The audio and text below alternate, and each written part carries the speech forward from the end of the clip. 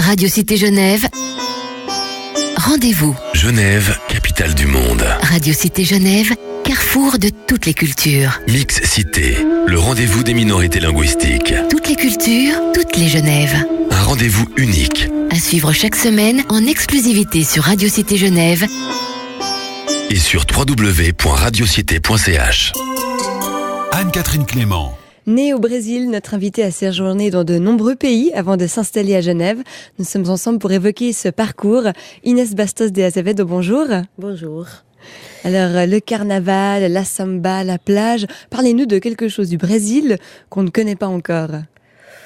Waouh. Vous pensez qu'on connaît très bien le Brésil ? Non, je pense pas. Moi non plus, oui. D'ailleurs, parce que le Brésil, il est immense, il est grand en histoire et en taille. Et donc, c'est que tout le monde connaît du Brésil. La musique, c'est la musique plutôt contemporaine. Après la révolution de la communication, plutôt les années 60, 70. Et moi, j'aime aussi la musique qui vient de beaucoup d'avant, qui sont à la racine, qui sont à l'origine de la musique d'aujourd'hui. C'est une musique métisse, ouais, comme nous tous, les Brésiliens, métissés. C'est une musique métissée, qui c'est le reflet de plusieurs siècles de mixité. Oui, c'est ça, notre culture musicale. Donc, je parlerai aujourd'hui de la musique des années du début du siècle passé, de 1914 à 1945. Donc, on a fait une récupération historique de ces musiciens qui n'avaient pas le moyen de s'exprimer parce qu'ils étaient fils d'esclaves et d'ailleurs interdit d'apprendre la musique européenne. Donc, il s'est caché et en même temps, ils arrivent à faire des compositions avec les partitions similaires. Ils apprennent à écrire la musique qui a été récupérée après. Donc, ils sont les icônes du berceau de notre musique et avec une touche européenne de polka, d'autres rythmes et même les tons qu'ils imprégnaient leurs instruments autochtones, oui, avec les tons qu'on n'avait pas dans les tambours ou des djembés. C'était, on appelait ça pau et cordas, c'était bois et cordes. Oui. Donc c'était des sons magnifiques, voilà. Vous, c'est en écoutant cette musique que vous vous retrouvez entière, toutes les parties qui forment votre identité brésilienne ? Absolument, ouais. J'aime la musique en tout cas. Mon père chantait pendant sa douche, donc là j'ai appris beaucoup de choses. Voilà, allez, c'est ça. La musique, c'est ce qui me touche de plus du Brésil. Ouais. Mm-hmm. Surtout parce qu'ils vient de récupérer pendant les derniers 8 ans d'histoire politique au Brésil, cette question brésilienne qu'on dit malicieuse, impertinente, bohème, démocrate. Et la musique brésilienne du premier demi-siècle est fraîche comme une bière, comme on dit au Brésil. Une bière estupidamente gelada. Stupidement fraîche. C'est comme ça qu'on voit la bière au Brésil. Elle est aussi comme une bière bien glacée, revigorante, comme une cachaça qui brûle. Cachaça, c'est notre alcool de canne à sucre qui brûle. Donc, la musique, elle traduit tout ça. Cette chose qui est le Brésil, je suis émotionnée. Alors, on va peut-être pouvoir écouter cette musique, justement. Mm-hmm. On va se retrouver après pour savoir ce que vous nous proposez.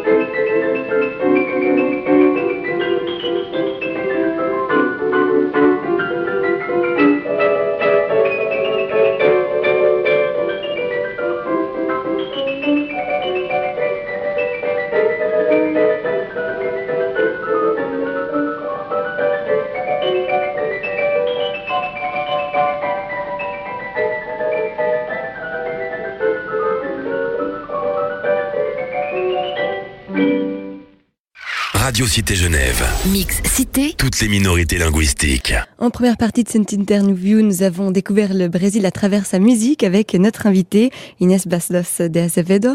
La musique qu'on vient d'entendre, qu'est-ce que c'est ?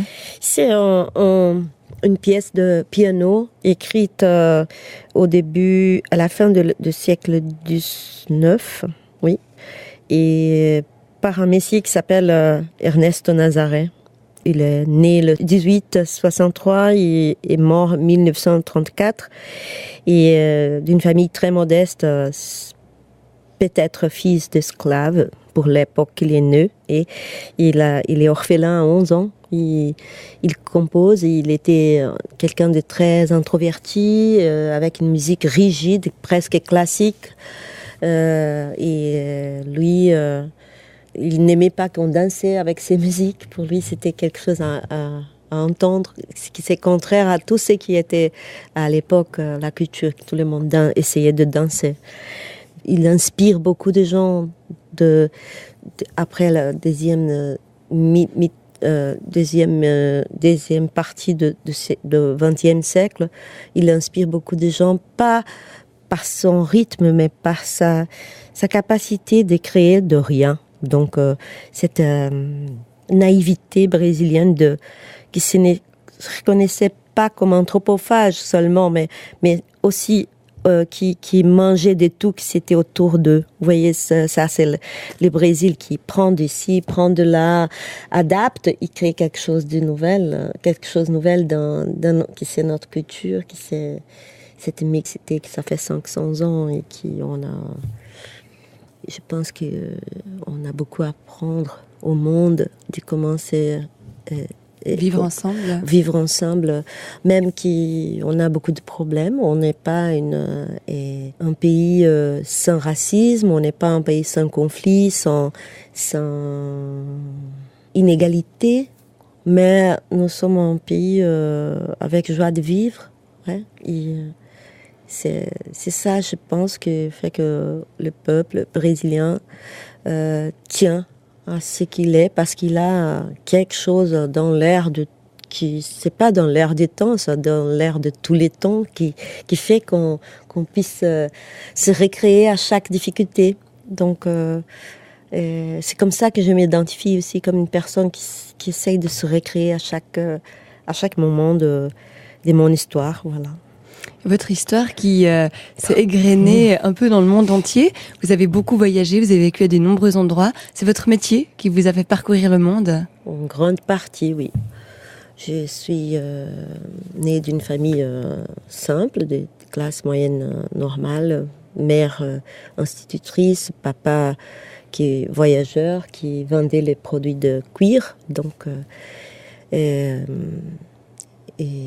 après, je suis moi-même formée institutrice. Après, j'ai fait l'université des sciences. Et après, je suis partie à faire la santé publique. Comme base, la santé maternelle infantile. Avec un accent plutôt important sur la nutrition. Donc, quand au Brésil, quand je faisais mes études, on avait encore les mal nourris, les enfants qui mouraient de faim et dans les hôpitaux. Ça n'existe plus. Donc, après, je suis partie en Amérique centrale pour avoir ce que vous appelez ici un DEA, oui, une maîtrise. Et après, je suis allée de retour au Brésil. J'étais invitée pour commencer ma carrière académique en enseignant à l'Université fédérale de Rio de Janeiro. Et donc, j'étais trop jeune encore, j'étais presque de l'âge de mes étudiants, parce que j'ai enseigné à la dernière année. Donc, j'avais 4-5 ans de plus que beaucoup de mes étudiants, c'était sympa. Donc, on était très proches. Et après, je continuais sans bien savoir que je ne voulais plus faire la nutrition au niveau hospitalier, parce que c'était trop immédiatiste, c'était individuel. Et j'ai pensé que on devrait avoir une vision un peu des communautés. Et là, je me suis découverte comme quelqu'un des contacts qui aimait les gens. Mon intérêt, c'était pas la science, ni les études, mais l'apprentissage et les gens. Oui. Et donc, c'est ça que je pense qui m'a fait voyager beaucoup. Bien sûr, parce que j'avais les compétences. Et après, je suis partie en étant la plus jeune des assistants à l'université et la plus qualifiée. Donc, j'ai gagné une bourse pour aller en Angleterre. Et à partir de l'Angleterre, mes voyages m'ont mené en Afrique. Et là, c'est des tours de retour, de mon retour au Brésil. C'est parce que j'ai tombé amoureuse de l'homme avec qui je suis jusqu'à aujourd'hui. Voilà. Donc, nous sommes allés en Afrique. Il est suisse. Et c'est pour ça qu'on vous retrouve ensuite en Suisse? Non, on n'a jamais vécu en Suisse, mais c'était une opportunité de travail que nous avons eu les deux ici à l'époque. Et donc, nous sommes venus en Suisse. Parce que mon mari, il vient au-delà de la barrière de Rösti. Donc, il n'est pas roman, il est bernois. Nous sommes venus en Suisse romande parce que c'était la langue que j'avais appris, la dernière langue que j'ai appris. Donc, je ne voulais pas apprendre le suisse Deutsch. Et voilà, on est à Genève jusqu'à aujourd'hui, ça fait 13 ans. Ouais. Vous parlez d'opportunités par rapport à votre travail. Vous pensez que vous étiez toujours prête à partir, à aller voir autre chose, à être utile ailleurs? Jusqu'à aujourd'hui, ouais. Et puis, jusqu'à trouver un endroit où on a envie de s'installer, ou jusqu'à une autre opportunité de partir? Je n'ai pas trouvé encore l'installation, mais c'est l'opportunité de nouveau d'apprendre et de connaître qui m'attire. Mais je ne me vois pas installée comme confortablement, pas encore. Je pense qu'il y a encore beaucoup de choses à faire et à découvrir. Mais vous avez quand même créé quelque chose ici à Genève qui pourrait vous retenir pendant encore quelques temps. Ouais. C'est cette Laudranette. Expliquez-nous un peu ce concept. Et voilà, donc je disais toujours que des jours que je ne suis plus contente avec mon travail technique, soi-disant, je devrais créer quelque chose pour moi. Donc en arrivant à Genève, nous avons, nous deux, travaillé pour une grande organisation non gouvernementale internationale. Et après, c'était pas my cup of tea. Bon, c'était pas mon truc, comme on dit ici. Et alors, j'ai décidé de créer quelque chose pour moi, où je pourrais être intégrée une fois de plus avec les gens. Et créer le contact. Et créer les contacts, oui, avec l'endroit où je vis. Donc, c'était à l'époque, ça fait 8 ans, 9 ans, oui. Nous avons pensé à créer quelque chose, un lieu social. Et là, j'avais une grande confusion dans ma tête.